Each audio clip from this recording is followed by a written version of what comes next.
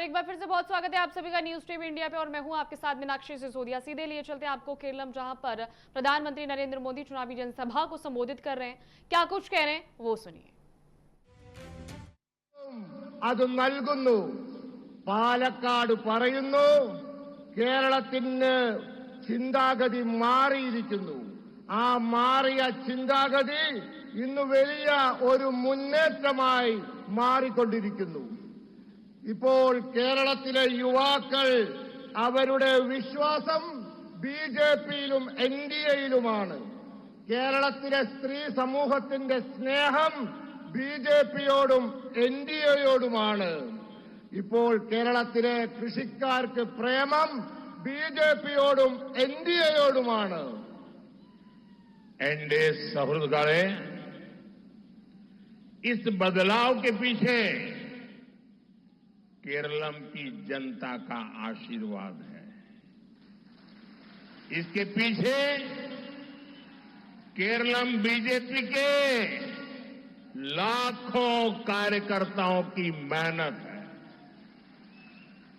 हमारे कितने ही कार्यकर्ताओं ने यहां पॉलिटिकल वायलेंस के कारण अपना जीवन खोया है। मैं आज केरलम की मेरी ये पहली चुनाव सभा में उन सभी कार्यकर्ताओं को इस मंच से आदरपूर्वक श्रद्धांजलि देता हूं।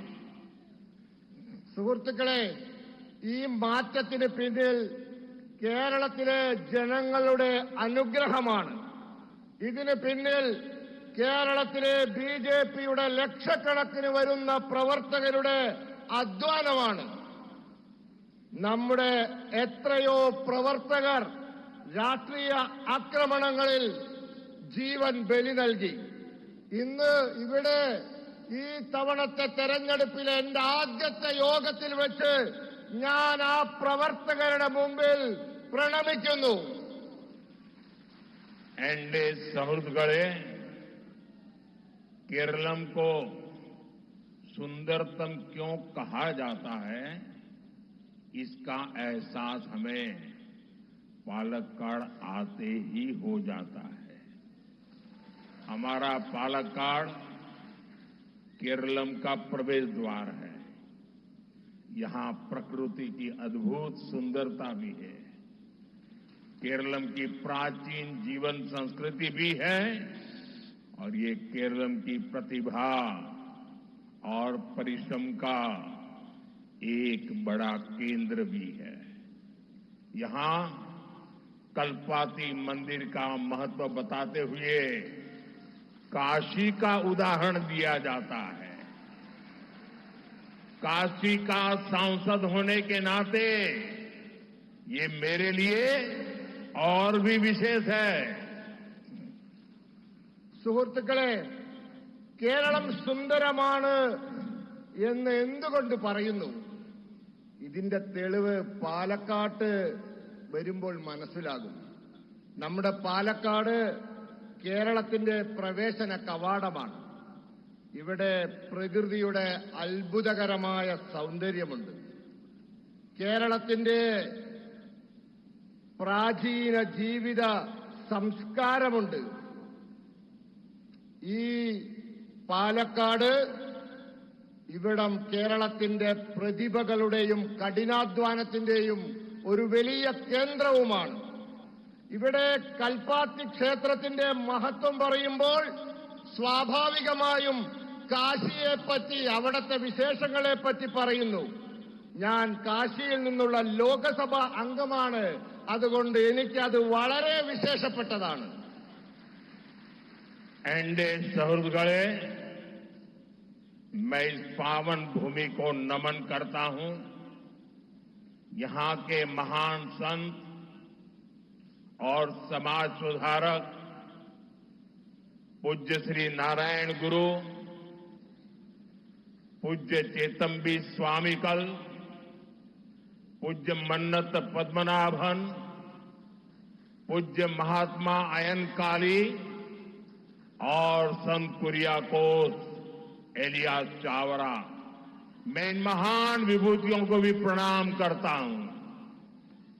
സുഹൃത്തുക്കളെ, ഈ പാവന ഭൂമിയെ ഞാൻ നമസ്കരിക്കുന്നു.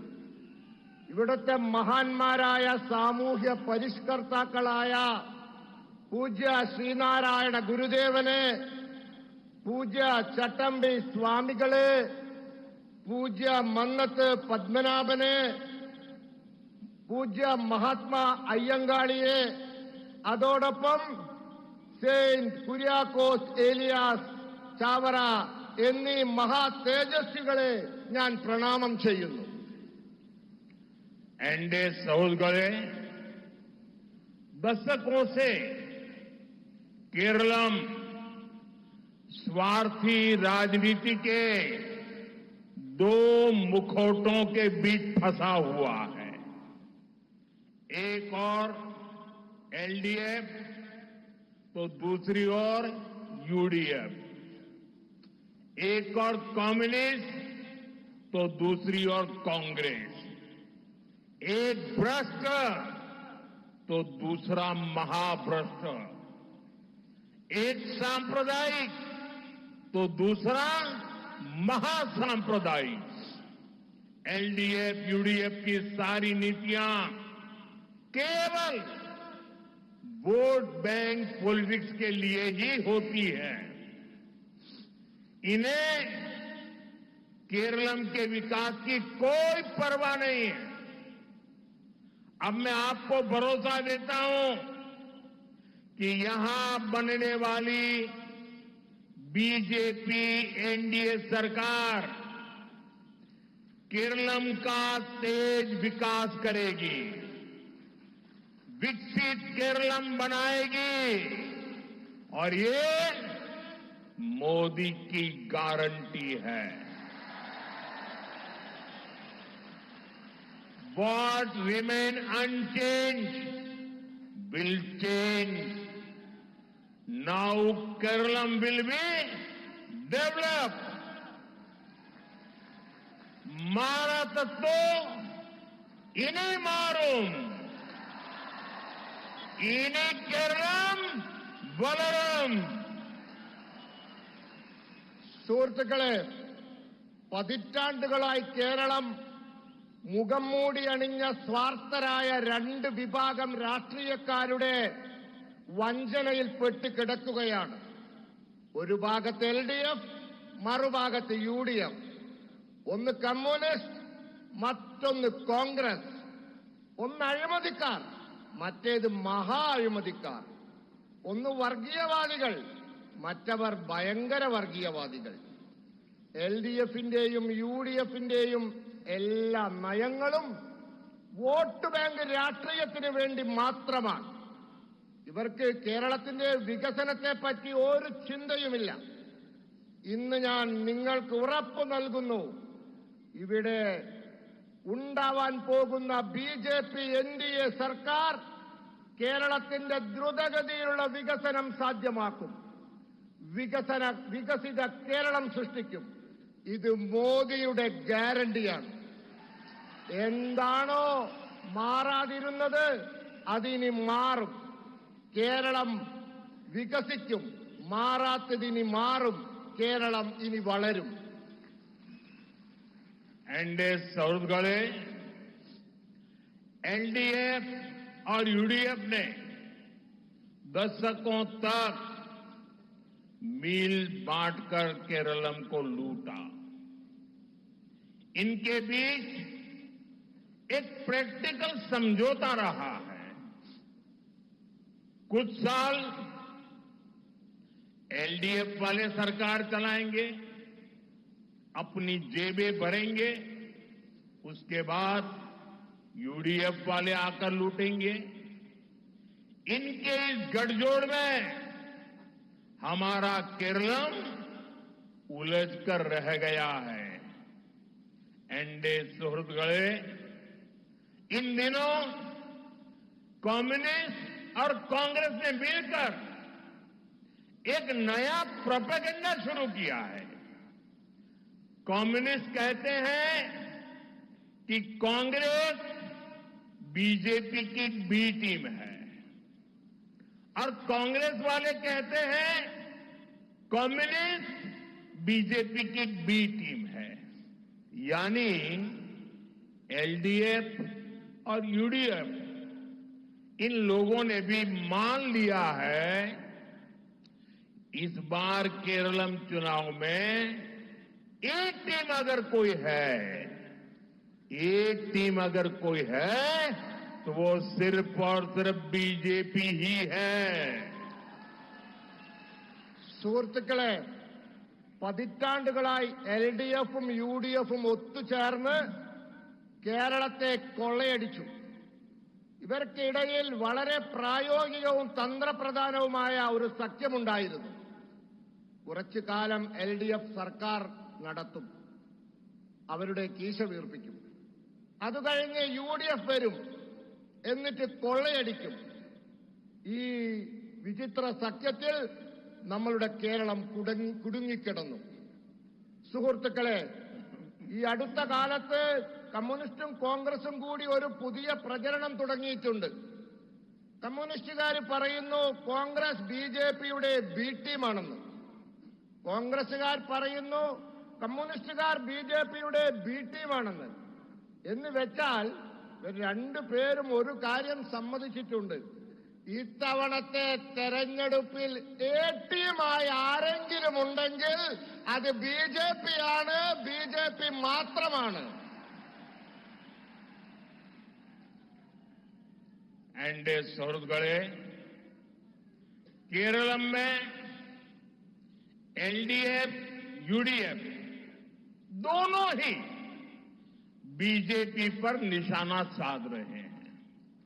इसका मतलब ये कि ये दोनों भ्रष्टाचारी पार्टियां अगर किसी से डरी हुई है तो वो है बीजेपी। इन्हें बीजेपी का डर इसलिए है क्योंकि इनको लगता है अगर बीजेपी यहां सरकार में आ गई तो इनके सारे काले कारनामों का सच सामने आ जाएगा। दशकों से एलडीएफ यूडीएफ ने यहां बड़े बड़े घोटाले किए हैं, लेकिन इन दलों की सरकारें कभी भी एक दूसरे पर कार्रवाई नहीं करती। ये आपके सामने सिर्फ झूठे बयान देती है। बीजेपी सरकार आई तो एलडीएफ यूडीएफ के हर घोटालों की जांच कराएगी, केरलम की जनता को न्याय दिलाएगी।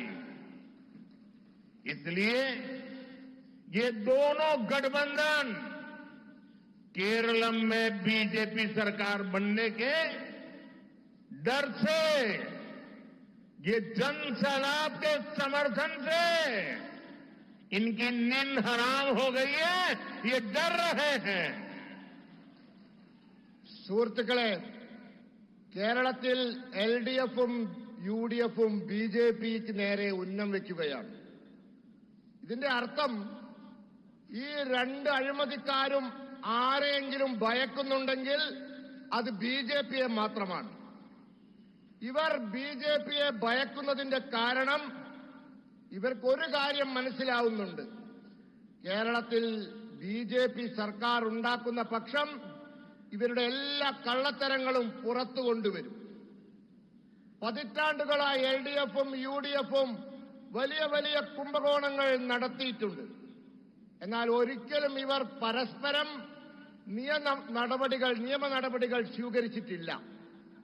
ഇവർ നിങ്ങളുടെ മുമ്പിൽ കള്ള പ്രസ്താവനകളും ഭീഷണികളുമൊക്കെ പരസ്പരം മുഴക്കും. ബിജെപി സർക്കാർ അധികാരത്തിൽ വന്നാൽ എൽഡിഎഫിന്റെയും യുഡിഎഫിന്റെയും സകല കുംഭകോണങ്ങളെ പറ്റിയും അന്വേഷണം നടത്തും. കേരളത്തിലെ ജനങ്ങൾക്ക് നീതി ഉറപ്പാക്കും.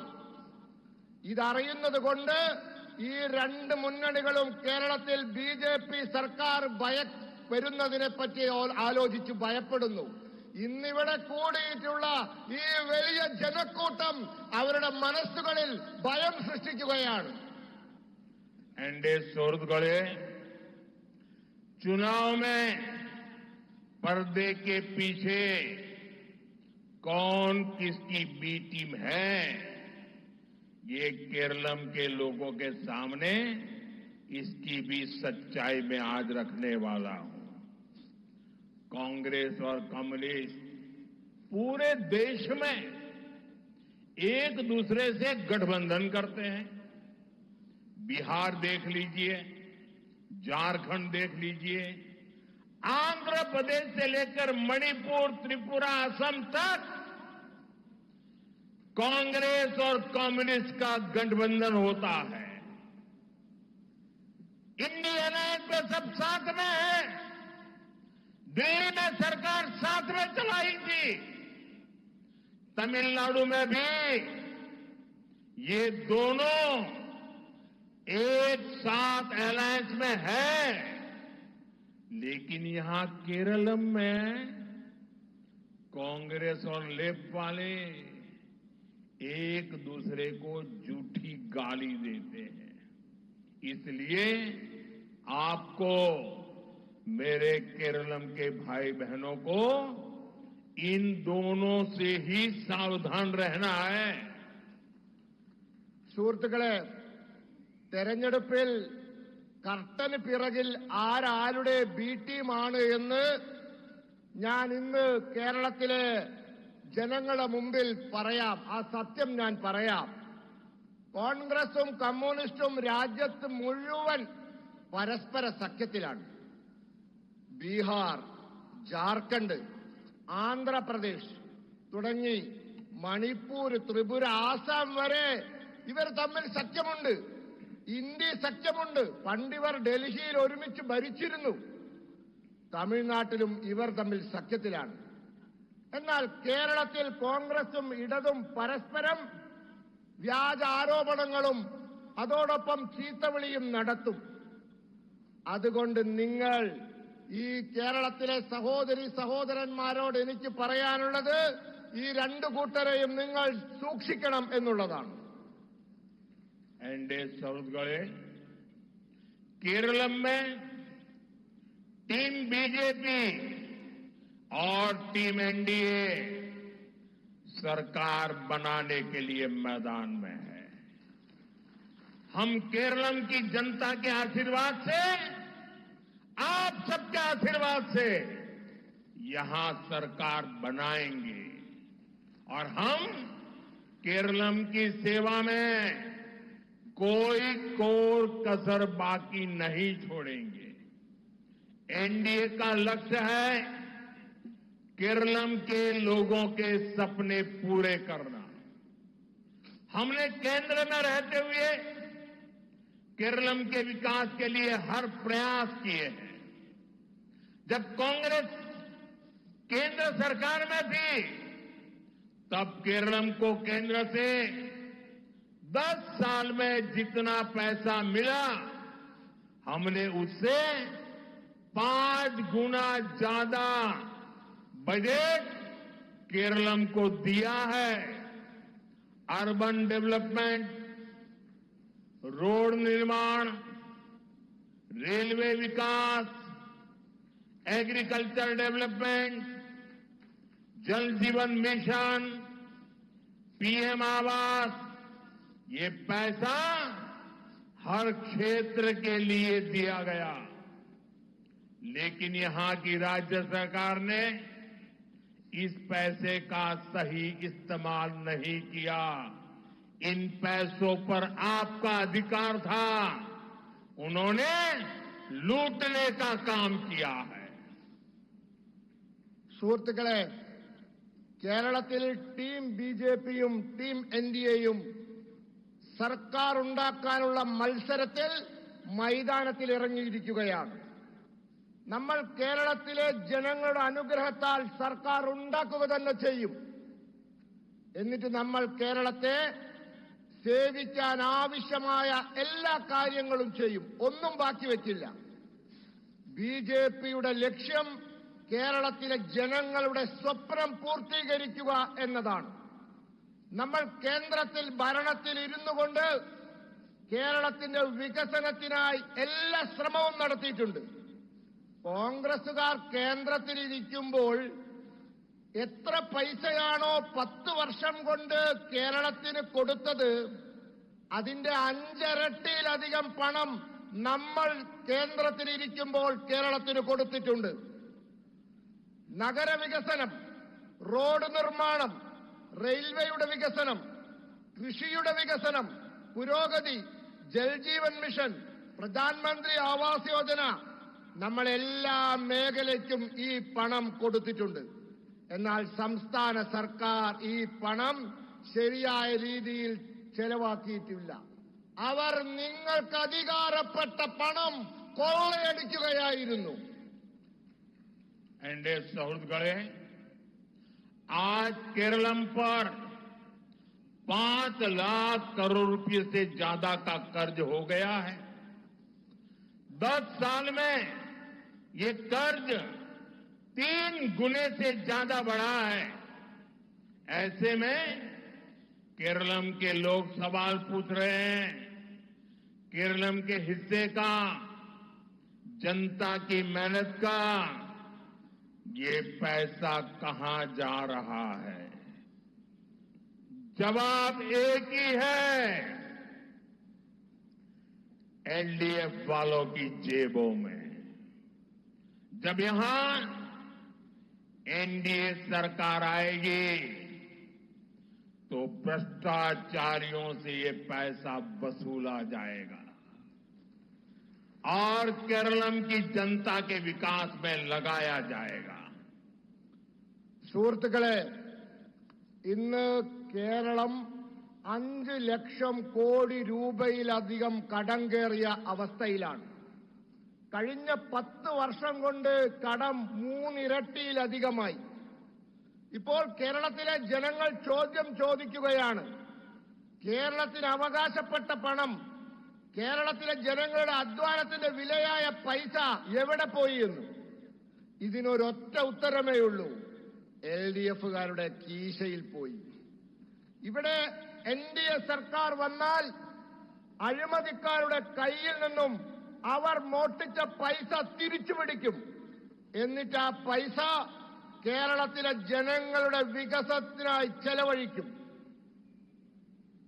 एनडीए सौहृदगढ़े केरलम के पास भरपूर सामर्थ्य है। यहां प्राकृतिक संसाधन है, समुद्र है, खेती है, पर्यटन की अपार संभावनाएं हैं और यहां के शिक्षित युवाओं की प्रतिभा, मेहनत और क्षमता, ये सब केरलम की बहुत बड़ी पूंजी है। फिर भी केरलम आज पलायन की विभीषिका से जूझ रहा है। पिछले 10 वर्षों में यहां राज्य सरकार द्वारा कोई ऐसा बड़ा औद्योगिक प्रोजेक्ट नहीं शुरू हुआ जिससे यहां के युवाओं को रोजगार मिलता। സുഹൃത്തുക്കളെ, കേരളത്തിന്റെ കൈവശം മതിയായ പ്രതിഭയുണ്ട്, പ്രകൃതിയുടെ അനുഗ്രഹമുണ്ട്, സമുദ്രമുണ്ട്, കൃഷിഭൂമിയുണ്ട്, വിനോദസഞ്ചാരത്തിന്റെ അപാരമായ സാധ്യതകളുണ്ട്. ഇവിടെ വിദ്യാഭ്യാസമുള്ള യുവതീ യുവാക്കളുടെ പ്രതിഭയുണ്ട്, അവരുടെ അധ്വാനശേഷിയുണ്ട്, കഴിവുണ്ട്. ഇതൊക്കെയാണ് കേരളത്തിന്റെ ഏറ്റവും വലിയ മൂലധനം. എന്നിട്ടും കേരളം പലായനത്തിന്റെ, വിദ്യാഭ്യാസവും തൊഴിലും തേടി അന്യനാട്ടിലേക്ക് പോകുന്ന യുവതയുടെ വലിയ ഭീഷണി നേരിട്ടുകൊണ്ടിരിക്കുകയാണ്. കഴിഞ്ഞ 10 വർഷത്തിനുള്ളിൽ ഇവിടുത്തെ സംസ്ഥാന സർക്കാർ, നിങ്ങൾ ഓർക്കണം, യുവാക്കൾക്ക് തൊഴിൽ കൊടുക്കാൻ ഉതകുന്ന രീതിയിലുള്ള ഒരു വലിയ ഔദ്യോഗിക സ്ഥാപനം പോലും ആരംഭിച്ചിട്ടില്ല. एनडीए सुहृदगळे कांग्रेस और लेफ्ट का ट्रैक रिकॉर्ड रहा है, ये जहां सत्ता में आते हैं वहां सब चौपट करके ही जाते हैं।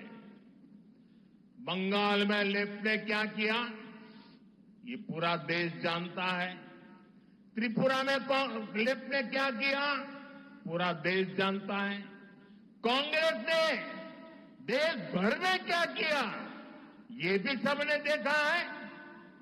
इनके उसी कुचक्र में केरलम भी पिसता रहा है। यहां सरकारी कर्मचारियों के वेतन में देरी की खबरें आती हैं। पेंशन के भुगतान में भी परेशानी की बातें सामने आती हैं। केरल में नौकरी करने वाले परिवार की चिंता यही रहती है कि अगले महीने उनका वेतन आएगा या नहीं आएगा। സുഹൃത്തുക്കളെ, കോൺഗ്രസിന്റെയും ഇടതിന്റെയും കഴിഞ്ഞ കാല ചരിത്രം പ്രവർത്തനം നോക്കൂ. എവിടെയെല്ലാം അവർ അധികാരത്തിൽ വന്നിട്ടുണ്ടായിരുന്നുവോ അവിടെയെല്ലാം കുഴപ്പത്തിലാക്കി നശിപ്പിച്ചു പോയിട്ടേ ഉള്ളൂ. ബംഗാളിൽ ഇടതുവാൻ എന്താ ചെയ്തതെന്ന് രാജ്യത്തിന് മുഴുവൻ അറിയാം. ത്രിപുരയിലും അവർ എന്താ ചെയ്തതെന്ന് എല്ലാവർക്കും അറിയാം. കോൺഗ്രസ് രാജ്യത്ത് മൊത്തം എന്താണ് ചെയ്തത് എന്ന് നമ്മളെല്ലാം കണ്ടവരാണ്. ഇവരുടെ ഈ ചക്രവ്യൂഹത്തിൽ കേരളവും പെട്ടുപോയി. ഇവിടുത്തെ സർക്കാർ ജീവനക്കാരുടെ ശമ്പളം അത് സമയത്തിന് കൊടുക്കുന്നില്ല എന്ന വാർത്ത വരുന്നു. പെൻഷൻ അത് നൽകുന്നതിൽ ബുദ്ധിമുട്ട് അനുഭവിക്കുന്നു എന്ന വിവരങ്ങളും പുറത്തു വരുന്നു. കേരളത്തിൽ സർക്കാർ ജോലി ചെയ്യുന്നവരുടെ ചിന്ത, അവരുടെ കുടുംബങ്ങളുടെ ചിന്ത അടുത്ത മാസത്തെ ശമ്പളം എപ്പോൾ കിട്ടുമെന്നുള്ളതാണ്. एनडीए सुहृदगळे हाल ही में केरल में सरकारी कर्मचारियों के डीए और लीव सरेंडर के बकाया भुगतान को लेकर बड़ा विवाद हुआ था।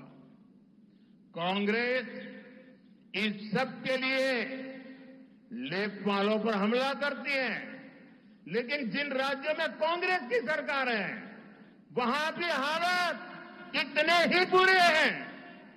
पड़ोसी कर्नाटका को ही देख लीजिए, वहां भी विकास के ज्यादातर काम रुक गए हैं।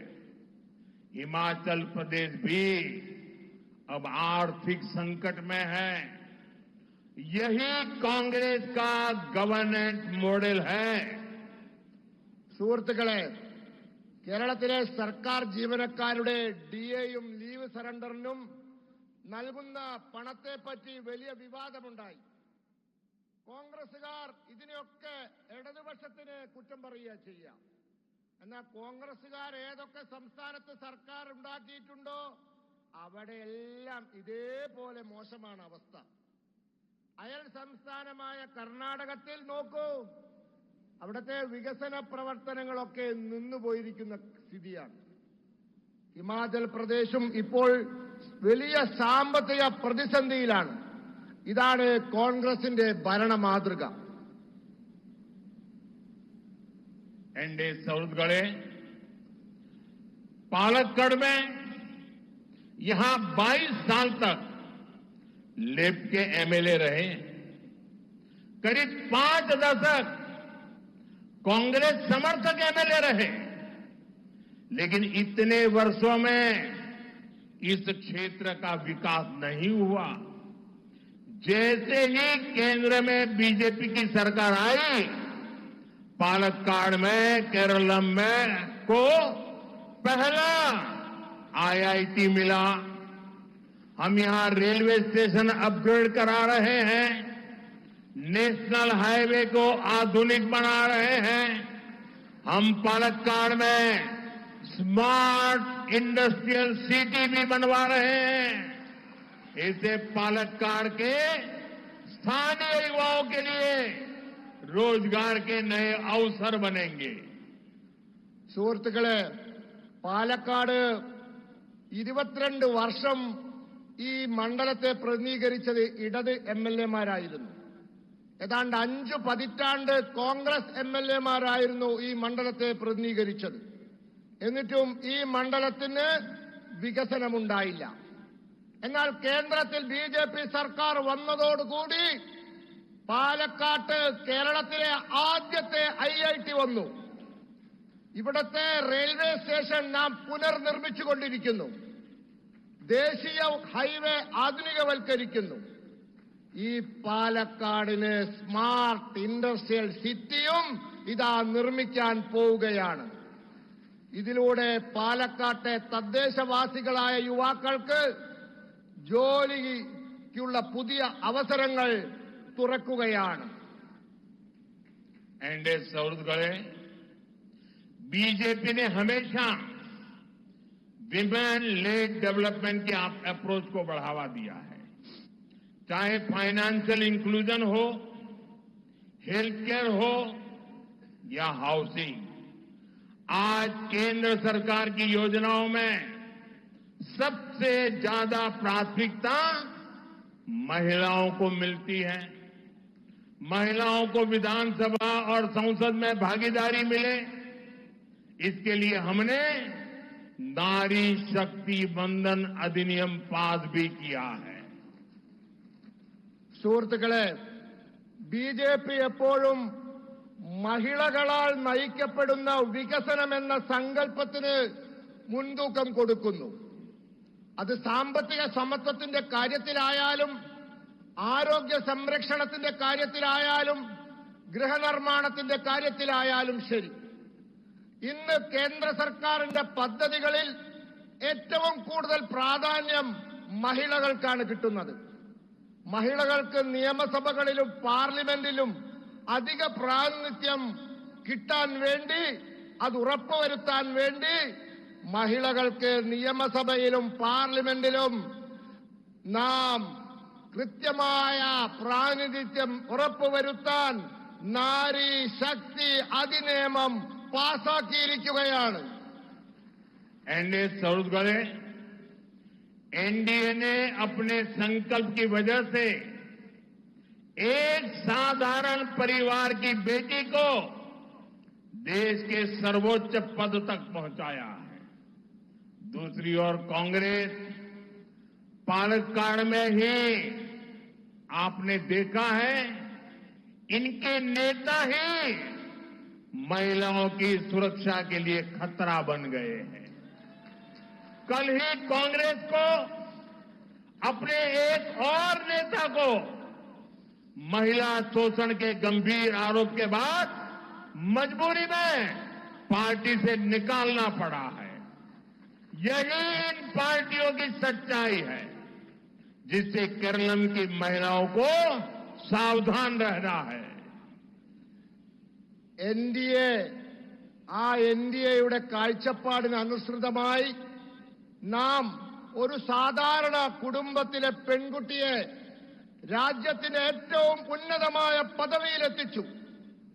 അപ്പുറത്ത് കോൺഗ്രസ് എന്താണ് ചെയ്യുന്നത് എന്ന് നോക്കൂ. പാലക്കാട്ടുകാർക്ക് അറിയാം, ഇവിടെ തന്നെ നോക്കിയാൽ മതി. ഇവരുടെ നേതാവ് മഹിളാ സുരക്ഷയ്ക്ക് ഭീഷണിയായത് നിങ്ങൾക്കെല്ലാവർക്കും അറിയാം.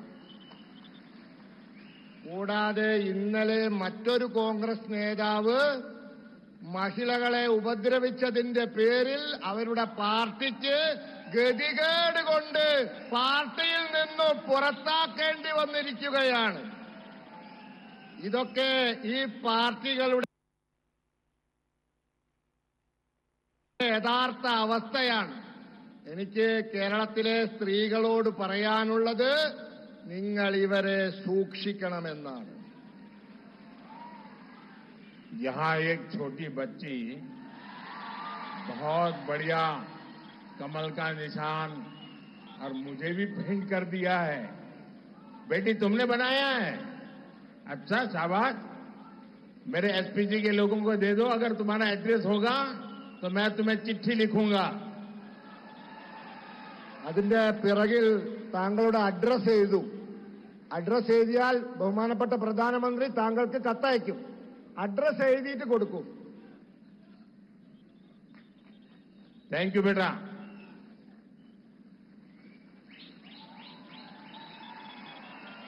एनडीए सौहृदगळे पिछले चुनाव में बीजेपी ने पालक्काड़ से देश जिनके लिए गौरव करता है, दुनिया में जिनकी प्रतिष्ठा है, ऐसे हमारे मेट्रो मैन ई श्रीधरन जी को चुनाव मैदान में उतारा था। लेकिन वो यहां दूसरे नंबर पर रहे और इन नतीजे से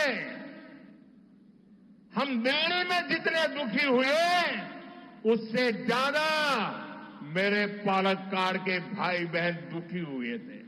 आप लोग बहुत दुखी हुए थे। अब इस बार शोभा सुरेंद्रन जी को बीजेपी ने अपना कैंडिडेट बनाया है। शोभा जी आप सभी की पुरानी परिचित है। आपके बीच रहकर उन्होंने जनसेवा का काम किया है।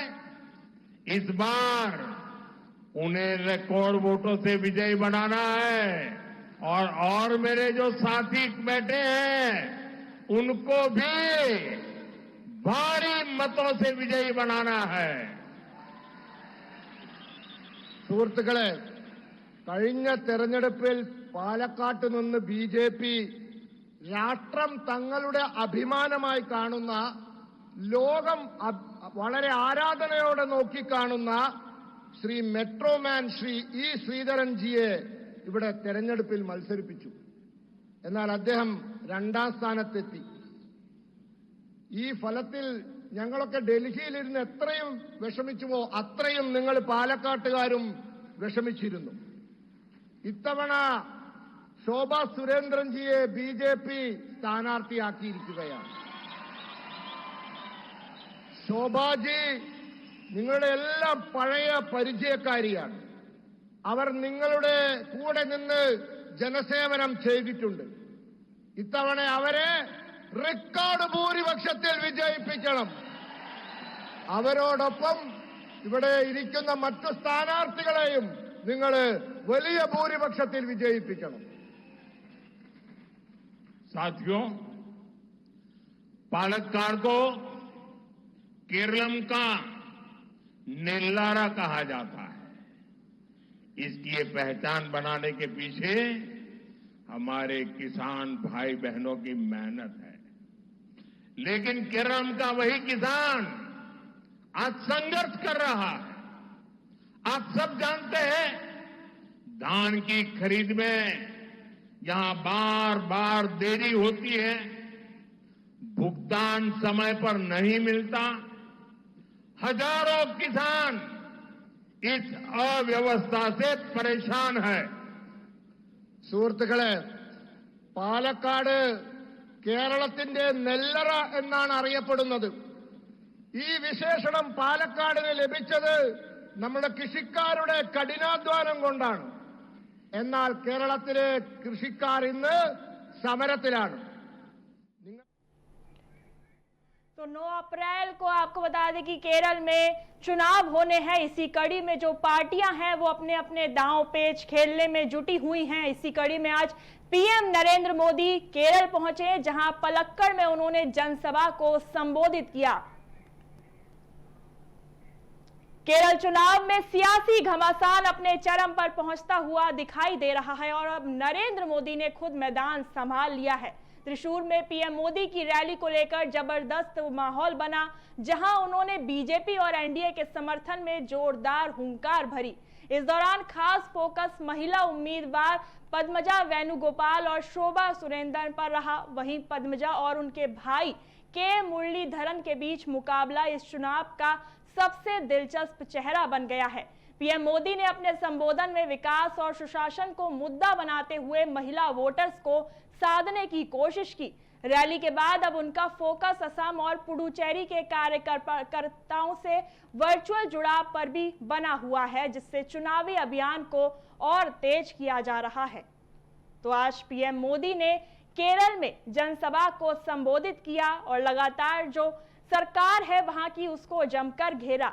इसके बाद आपको बता दें कि पीएम मोदी त्रिशूल में रोड शो करेंगे। खासतौर पर जो केरल में चुनाव होने हैं, इसी को लेकर हर पार्टी अपना अपना दांव पेच खेलने के लिए तैयार है। इसी कड़ी में आज पीएम मोदी भी शामिल हुए। सहोदरे, दशकों से केरलम स्वार्थी राजनीति के दो मुखौटों के बीच फंसा हुआ है। एक और एलडीएफ तो दूसरी ओर यूडीएफ, एक और कम्युनिस्ट तो दूसरी ओर कांग्रेस, एक भ्रष्ट तो दूसरा महाभ्रष्ट, एक सांप्रदायिक तो दूसरा महासांप्रदायिक। एलडीएफ यूडीएफ की सारी नीतियां केवल वोट बैंक पॉलिटिक्स के लिए ही होती है। इन्हें केरलम के विकास की कोई परवाह नहीं है।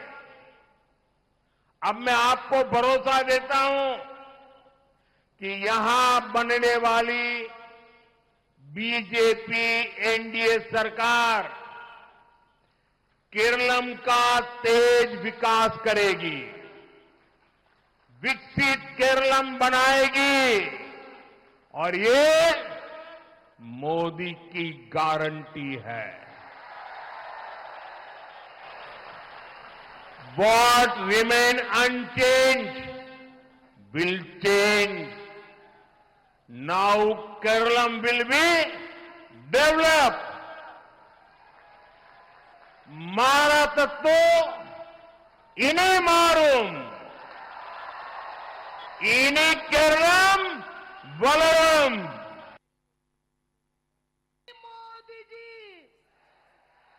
सहयोगी अमन ओझा जुड़ चुके हैं। अमन, आज आपने भी देखा कि केरल में पीएम मोदी की जनसभा हुई। इस दौरान उन्होंने जो सरकार है उसको भी जमकर घेरा, कांग्रेस को भी आड़े हाथों लिया। क्या कुछ तमाम उनकी मुख्य बातें रही इस जनसभा के दौरान? अमन, देखिए बनेगा, केरल की राजनीति स्थिति पारंपरिक रूप से सीपीआई के नेतृत्व और एलडीएफ वाले कांग्रेस नेता वाले यूडीएफ के बीच रही है, लेकिन इस बार जो लड़ाई देखी जा रही है, बीजेपी उसमें एक नया मोड़, नई जो है ट्विस्ट लेकर आ रही है। लेकिन सत्ता में आने के लिए उस मुख्य पार्टी को हराने के लिए बड़े बदलाव की आवश्यकता है और इसी चीज को लेके बीजेपी अब तैयार है, कमर कस चुकी है। आप देख रहे होंगे तस्वीर कि कैसे मोदी जी की रैली में, त्रिशूल रैली में बीजेपी की शक्ति प्रदर्शन की जा रही है, कैसे वो अपनी जो है सामर्थ्य और शक्ति वो दिखा रहे हैं। महिला उम्मीदवारों पर लगातार फोकस है। किस तरीके से हम विक्टिम कार्ड खेल के भी अगर कुछ कर सके तो शायद कर ले। लेकिन देखिए पूरी बात अगर हम आपको बता दें पढ़ने बीजेपी की आहट और कांग्रेस का भविष्य केरल चुनाव में किस ओर झुकेगा, ये पूरी मुस्लिम समाज वहां के तय करते हैं, क्योंकि मुस्लिम समाज जो है, मुस्लिम समुदाय जो है वहां के समीकरण को साधते हैं। केरल चुनाव 26 में बीजेपी की बढ़ती पैठ से मुस्लिम समाज में कांग्रेस से कमजोर होने का डर भी है। लेफ्ट और कांग्रेस एक दूसरे पर बीजेपी से मिली भगत का आरोप भी लगाते रहे। इसको लेकर कहीं ना कहीं बीजेपी जो है कमर कस चुकी है, तैयार है। और इस बार सबकी फोकस, सबकी नजर असम चुनाव, बंगाल चुनाव और केरल चुनाव पर ही है।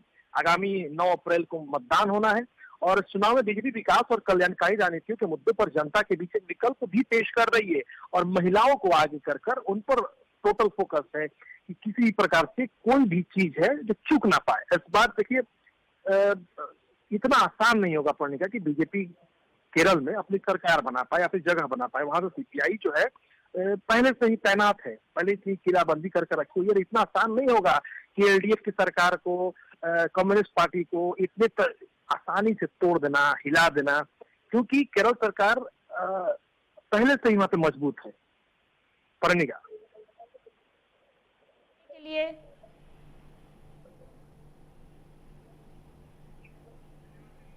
बहुत बहुत शुक्रिया आपका अमन, तमाम जानकारी साझा करने के लिए। चलिए खबरों में आगे बढ़ते हैं। मिडल ईस्ट में जंग अब बेहद खतरनाक मोड़ पर पहुंचती हुई नजर आ रही है। ईरान और इजरायल के बीच जारी टकराव के बीच अब यूएस की एंट्री हालात को और विस्फोटक बना रही है। अमेरिकी राष्ट्रपति डोनाल्ड ट्रंप के अगले कदम पर दुनिया की नजरें जो हैं वो टिकी हुई हैं। वहीं पेंटागन ने ईरान के खिलाफ टारगेटेड ग्राउंड ऑपरेशन की तैयारी तेज कर दी है।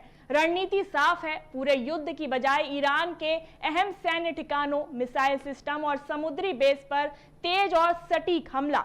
मार्ग, स्ट्रेट ऑफ हॉर्मुज जैसे रणनीतिक इलाकों को लेकर अब जो तनाव है वो चरम पर है, जहां से दुनिया की बड़ी तेल सप्लाई गुजरती है। इधर इजरायल के हमलों के बाद ईरान भी पलटवार कर रहा है और अब ये टकराव सिर्फ दो देशों तक ही सीमित नहीं बल्कि वैश्विक संकट में बदलता हुआ नजर आ रहा है, जहां हर कदम एक बड़े युद्ध की आहट दे रहा है। तो लगातार युद्ध जो है वो जारी है। आज युद्ध का 30वां दिन है। इसके बाद भी कोई ऐसे आसार नजर नहीं आ रहे हैं कि युद्ध अभी रुकेगा। इसके साथ ही खबर ये भी है कि अमेरिका के जो सैनिक हैं वो ईरान भेज दिए गए हैं। वहीं इस पर ईरान का भी पलटवार सामने आया है। आज देश के प्रधानमंत्री नरेंद्र मोदी के मासिक कार्यक्रम मन की बात का एपिसोड प्रसारण हुआ। पीएम मोदी ने मन की बात में वैश्विक हालात पर गंभीर चिंता व्यक्त की। उन्होंने कहा कि मार्च का महीना अंतर्राष्ट्रीय स्तर पर काफी उथल पुथल भरा रहा और दुनिया एक बार फिर अनिश्चितता और संकट के दौर से गुजर रही है।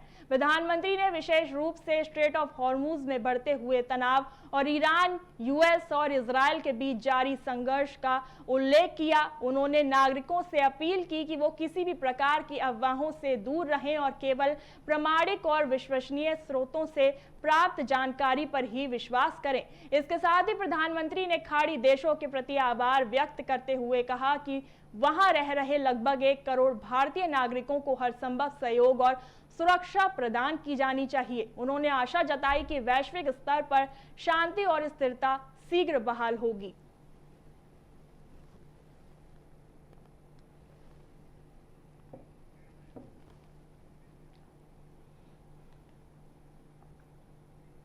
केंद्रीय गृह मंत्री अमित शाह का असम दौरा चुनावी सरगर्मियों के बीच तेज हो गया है। आज वो सोनितपुर और नलबाड़ी में बड़ी जनसभाओं को संबोधित करेंगे। इन रैलियों के जरिए शाह बीजेपी के पक्ष में माहौल बनाने, कार्यकर्ताओं में उत्साह भरने और चुनावी रणनीति को और धार देने पर जोर देंगे। अमित शाह अपने संबोधन में केंद्र और राज्य सरकार की उपलब्धियों को गिनाते हुए जनता से बीजेपी के समर्थन में वोट करने की अपील करेंगे। साथ ही स्थानीय मुद्दों को उठाकर मतदाताओं को साधने की कोशिश भी करेंगे। इससे पहले कल गुवाहाटी में अमित शाह ने एक विशाल रैली निकाली थी, जिसमें बड़ी संख्या में पार्टी कार्यकर्ता और समर्थक शामिल हुए। इस रैली ने चुनावी माहौल को और गर्मा दिया है और बीजेपी के अभियान को नई गति मिली है। लगातार हो रही रैलियों और जनसभाओं के जरिए बीजेपी असम में अपनी पकड़ मजबूत करने की रणनीति पर काम कर रही है। ऐसे में अमित शाह का ये दौरा पार्टी के लिए बेहद अहम माना जा रहा है, जो चुनावी समीकरणों को प्रभावित कर सकता है।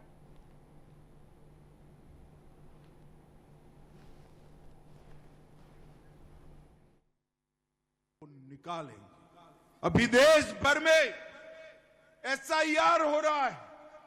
ये राहुल बाबा एंड कंपनी एसआईआर का विरोध कर रही है। एक गोगाई कभी आए तो पूछना इसको, क्यों एसआईआर का विरोध कर रहे हो? ये आसाम के युवा मुझे बताए, देश भर की सूची से घुसपैठिए को मतदान सूची से, मतदाता सूची से घुसपैठिए को निकालना चाहिए या नहीं निकालना चाहिए? भाई जरा जोर से बोलो, निकालना चाहिए या नहीं निकालना चाहिए?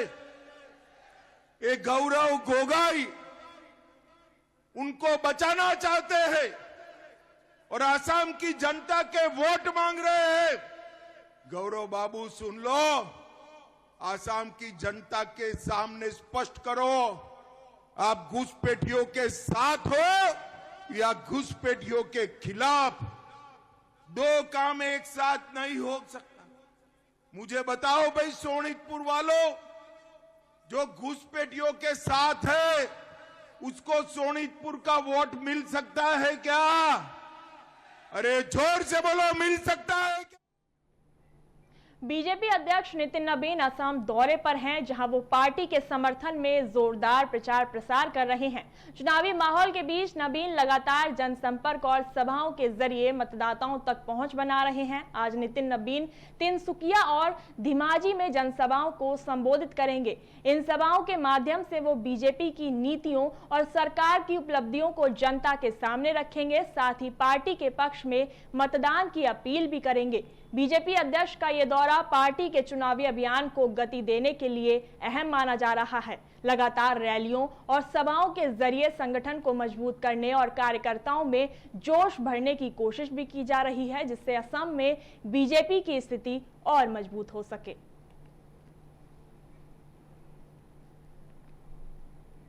बिहार बोर्ड 10वीं का रिजल्ट जारी कर दिया गया है। शिक्षा मंत्री सुनील कुमार ने 10वीं के परिणाम घोषित किए हैं। इस मौके पर बिहार विद्यालय परीक्षा समिति अध्यक्ष आनंद किशोर और शिक्षा विभाग के अपर मुख्य doctor B Rajendra press conference में मौजूद रहे। शिक्षा मंत्री ने बीएसईबी अध्यक्ष और टीम को बधाई दी। साथ ही बताया कि सिमुलतला की पुष्पांजलि कुमारी और सबरीन प्रवीण ने प्रथम स्थान प्राप्त किया है। बिहार 10वीं क्लास रिजल्ट में इस साल काफी स्टूडेंट पास हुए हैं। टॉप 5 में 13 और टॉप 10 में 130 से ज्यादा स्टूडेंट शामिल हैं। स्टूडेंट्स अपना रिजल्ट बोर्ड के आधिकारिक वेबसाइट result.biharboardonline.organization या matricbiharboard.com पर जाकर देख सकते हैं।